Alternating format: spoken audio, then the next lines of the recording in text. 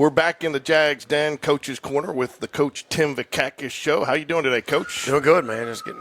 Trying to get this week buttoned up and clean up some stuff for tomorrow night. As always, we'd like to start off by thanking Hoover Toyota, a proud sponsor of Spain Park football and Spain Park athletics, as well as Jefferson's, who hosts the Jag Connection every Sunday night, 6 p.m. to 7 p.m., a live coaches show where we talk to Coach V. And each week it's kind of unique, Coach. And we bring in like middle school coaches. Last week we had the youth coaches talk about their sixth grade win and about the development. So Jag Connection, just hit on it real quick. It brings the whole community together. It talks all about Jag football at all levels. Yeah, it's a lot of fun. I mean, anytime we can highlight all of our kids in our program, and when I say program, I mean from first grade all the way up to seniors. And anytime we can highlight that and get the parents involved and the kids involved, and the way you broadcast their games and live stream them, and just getting a lot of exposure for our kids starting at a young age, I think is great. It's a good way to come out and meet some of the coaches, get a good meal at Jefferson's, watch a little bit of football while we're doing the show, and ask a couple questions. And I think each week we've had anywhere between 25 and 50 people there coming. And then again, depending on what gets purchased that night, portion of that goes back into the Spain Park football budget, right? It does. It does. It's a good night. Talk about the previous game, the upcoming game, highlight our young guys and other coaches in the system, and it's just a lot of fun. So we want to encourage everybody to come out this Sunday night, but we got a big one before then, Friday night. It's homecoming week here at the park. So talk a little bit about some of the activities that got on this week for you and your players and homecoming and what makes it so special here at Spain Park. Yeah, they had a PowderPuff game yesterday, and a lot of our guys coached in it, and they enjoyed it. I think the seniors won, and so they get bragging rights. But they took it serious. You know, they love coaching them and getting out there with the girls and trying to call plays, and so they had a good time with it yesterday. So we told the kids it's homecoming and enjoy it. But at the end of the day, the fun you have on Monday through Thursday for homecoming festivities aren't really that great if you lose a game. Don't let that overshadow the real reason why we're here. And while we're here is a game on Friday night. It's a big one, a very big region game. With a very good opponent, and they're well coached. They've got a lot of good football players. So it's been a fun week, but we're trying to just kind of slow down a little bit and kind of get our mental heads right before Friday night. Yeah, I was out at the PowderPuff game on the other side. I had a daughter playing in it yesterday. She was a senior. They did win. But to your point, the boys really took it seriously, had a good time with it. They were all out there in their coats and their blazers out there coaching, and they had a playbook. And people calling in plays from the sideline. And do you find it helps a player sometimes to do the coaching experience and then learn a little bit, it's walk in your shoes just a couple of yards? Well, they might get the understanding why we get so frustrated when they don't do something right. I'm sure some of the girls messed up and made a mistake, and I'm sure they wanted to get hot and heated and mad, but they had to, take a step back. So, but I'm sure it was fun for them. I saw a girl put her hands up yesterday, and a kid yelled from the sidelines, "No hands up!" We know that's a big Coach V-ism. So it is. Hey, just real quick, touching last week, 28-26 victory. One of those games that came down to all aspects of the game. Offense, defense, special teams, they all had to make a play at some point. And it actually came down to special teams and mixed extra point, and they had to go to 2-point conversions. Talking about just the totality, really, of the attitude of the team and their resiliency to kind of pull that win off. That's like I told the kids, that's the second game in a row, a big game against a really good opponent. We had a 2-score lead, and we couldn't hold on. We had to fight, to hold on to it at the end.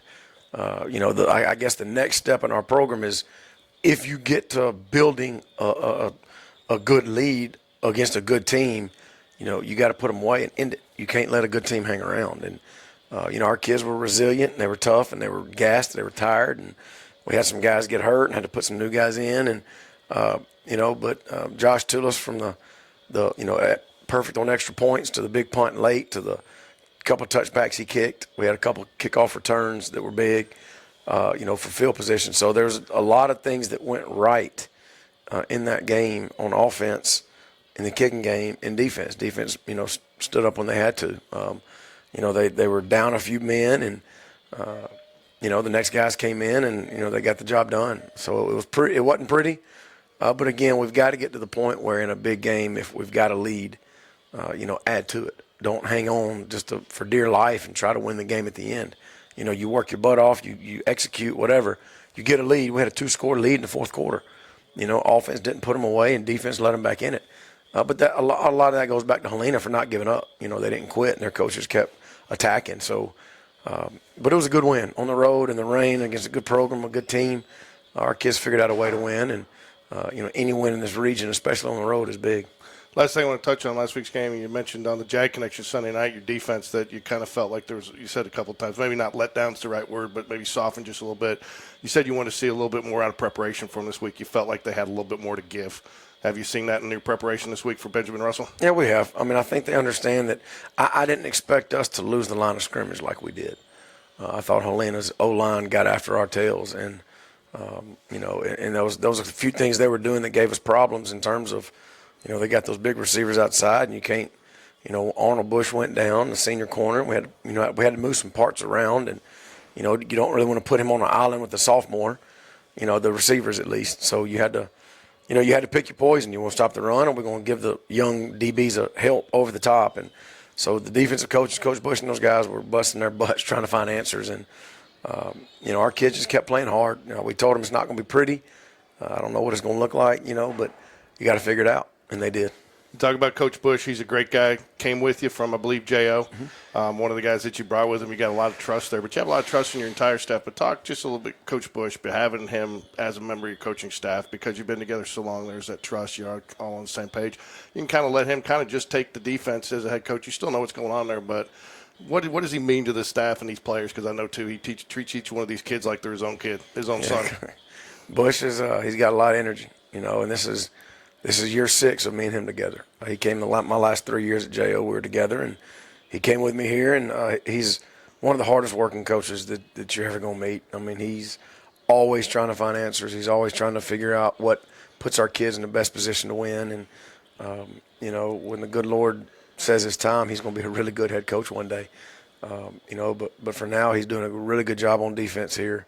And there is a lot of trust in that room. You got Coach Taylor, Coach Diamond, Coach D-Rob over there, and Coach Kimball. Kimball's been a defense coordinator before at a very high level. So that room is very, very good. And, they know that they've got the green light. They got to figure out the answers, because when I come in there, I'm going to mess them up. So I just let them do what they do, and we talk about it. And I try to poke holes and stuff just because that's just by nature. I like poking holes in things, trying to have a plan for everything. But, Coach Bush does a great job. He's very – like I said, he's a hard worker, and he holds these kids to a high standard. J.D. Bonamy graded out very well last game. I think 7 solo tackles. He really seems to thrive in that system with Coach Bush. But I know Coach Bush relies on him, too, is to get a lot of the calls right. So talk about the impact he's had on the defense this year. J.D. is very cerebral. He's a very smart kid, and he wants to know everything. He asked Coach Bush, I think he asked more questions than anybody else on defense combined. But he wants to know. And he wants to be prepared. And that's the kind of kid you want on defense, especially in the middle at the will linebacker. That's what you want, because that will, he's going to be on the weak side a lot, and he's got to make a lot of tackles. So, J.D. is just a really tough kid. He's worked his butt off. He's changed his body.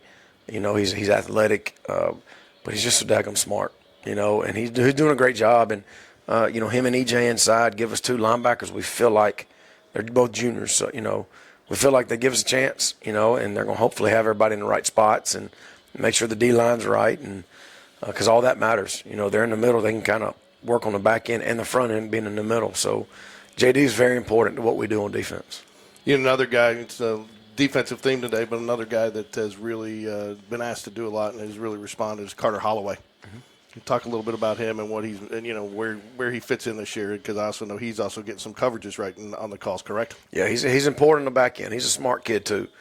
He's a very important part of the back end of the defense.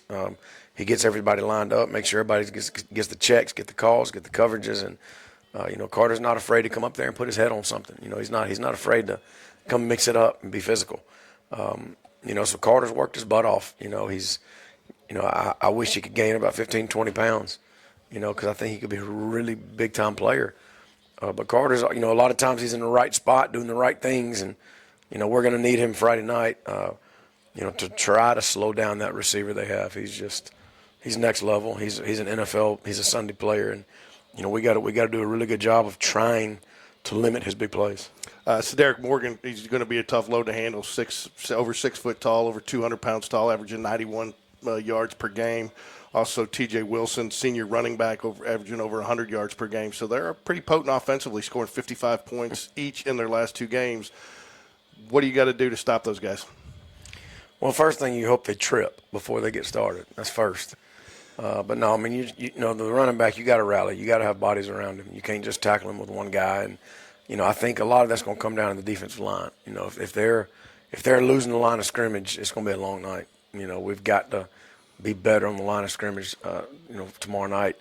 You try to limit big plays. I mean, the more he's going to get his catches. He's 6'4", 210. I mean, he's just going to make his plays. But you try to limit. You know, you try to, if he does, make somebody else beat you.